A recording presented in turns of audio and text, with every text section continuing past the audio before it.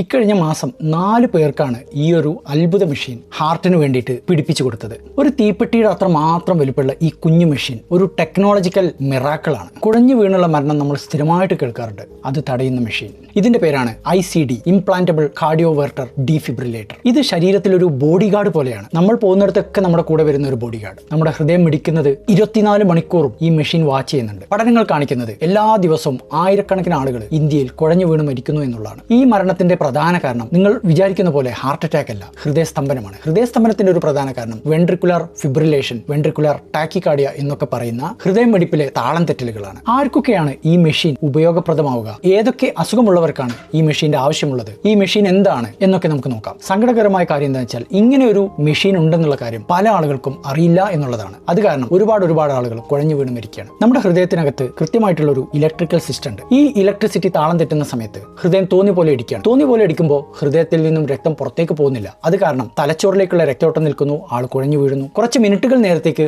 ഈ ഹൃദയമിടിപ്പ് താളം തെറ്റി തുടരുകയാണെങ്കിൽ മരണം സംഭവിക്കുന്നു. ഇനി ICD എങ്ങനെയാണ് ഈ പ്രശ്നം സോൾവ് ചെയ്യുന്നതെന്നുള്ളത് നമുക്ക് നോക്കാം. ലോകം കണ്ടുപിടിച്ചതിൽ വെച്ച് ഏറ്റവും സ്മാർട്ട് ആയിട്ടുള്ള ഒരു മെഡിക്കൽ ഡിവൈസിൽ പെട്ടതാണ് ICD. ഇതിനകത്ത് ഒരു കമ്പ്യൂട്ടർ ഉണ്ട്, ഒരു ബാറ്ററി ഉണ്ട്, പുറത്തേക്ക് വരുന്ന ചില വയറുകളുണ്ട്. ഒരു തീപ്പെട്ടിയുടെ അത്ര വലുപ്പം പോലും ഈ ICD മെഷീനില്ല. ഇത് തൊലിപ്പുറത്ത് നെഞ്ചുകൂടിന് പുറത്തായിട്ട് ചെറിയൊരു കീറൽ മാത്രം വരുത്തിക്കൊണ്ട് നമുക്ക് തുന്നിപ്പിടിപ്പിക്കാവുന്നതേ ഉള്ളൂ. ഒരു മേജർ ഓപ്പറേഷന്റെയോ അനസ്തീഷ്യയുടെയോ ആവശ്യം ഇതിനില്ല. ഈ മെഷീനകത്തുള്ള കമ്പ്യൂട്ടർ ഹൃദയമിടിപ്പ് 24 മണിക്കൂറും ഒബ്സർവ് ചെയ്യാണ്. അങ്ങനെ ഹൃദയമിടിപ്പിലുള്ള താളം തെറ്റിൽ അപകടകരമായ രീതിയിലേക്ക് പോവുകയാണെങ്കിൽ ആദ്യം ഈ മെഷീൻ ഒരു കാര്യം ചെയ്യും. അതിന്റെ പേരാണ് ആന്റി ടാക്കികാർഡിയ പേസിംഗ് എന്ന് പറയുന്ന ടെക്നിക് ഉപയോഗിച്ച് ഹൃദയമിടിപ്പ് ശരിയാക്കാൻ ശ്രമിക്കുകയാണ്. അതിൽ വിജയിക്കുന്നില്ലെങ്കിൽ ഈ മെഷീൻ രണ്ടാമത് കാർഡിയോ വെർഷൻ എന്ന് പറയുന്ന ചെറിയ വോൾട്ടേജിലുള്ള ഷോക്ക് കൊടുക്കുകയാണ്. അതിലും വിജയിക്കുന്നില്ലെങ്കിൽ ഡീഫിബ്രിലേഷൻ എന്ന് പറയുന്ന ഹൈ വോൾട്ടേജിലുള്ള ഷോക്ക് ഈ മെഷീൻ ഹൃദയത്തിന് കൊടുക്കുകയാണ്. അങ്ങനെ വരുന്ന സമയത്ത് രോഗി നെഞ്ചിനകത്ത് ഒരു കറണ്ട് അടിക്കുന്ന പോലെ ഫീൽ ചെയ്യും. ഇങ്ങനെ ഷോക്ക് കിട്ടുന്നതോടെ ഹൃദയമിടിപ്പ് പൂർവ്വസ്ഥിതിയിലേക്ക് തിരിച്ചു വരികയാണ്. രോഗി മരണത്തിൽ നിന്നും ആ സെക്കൻഡിൽ രക്ഷപ്പെടുകയാണ്. ഇനി ആർക്കൊക്കെയാണ്